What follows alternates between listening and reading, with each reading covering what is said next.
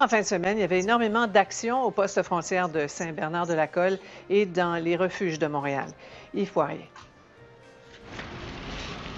Pas de répit à la frontière de Saint-Bernard-de-la-Colle. Ça prend beaucoup de coordination et de moyens pour gérer l'afflux des migrants ces jours-ci.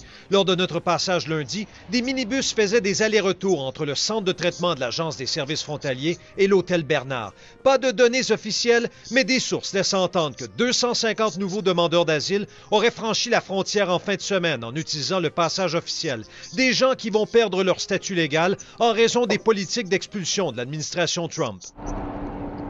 Pendant ce temps, la Gendarmerie royale du Canada est aux aguets. Nous avons aperçu 3 équipes, à l'heure du midi, qui surveillaient les traversées clandestines. La GRC peut aussi compter sur ses caméras installées au bout du chemin Roxham. D'ailleurs, si un migrant traverse illégalement la frontière et réussit à se cacher durant 2 semaines sans se faire prendre par les policiers, il pourra présenter une demande d'asile. Cette faille dans l'entente sur les tiers pays sûrs est un non-sens, selon Franz André. Moi, j'ai beaucoup de crainte, justement, que les gens se retrouvent perdus quelque part.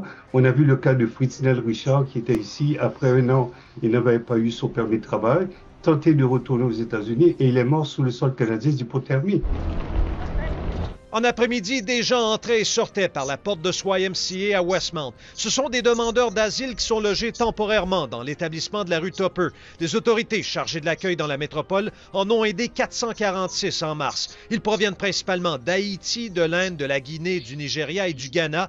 Et il faut prévoir de longs délais de traitement des dossiers auprès d'Immigration Canada, nous a confié cet Africain. Vous êtes un résident permanent ou vous êtes toujours dans l'attente? Oui, je suis toujours dans l'attente. Ouais. 2 ans après votre arrivée. Oui, bon, bientôt ça va faire 2 ans.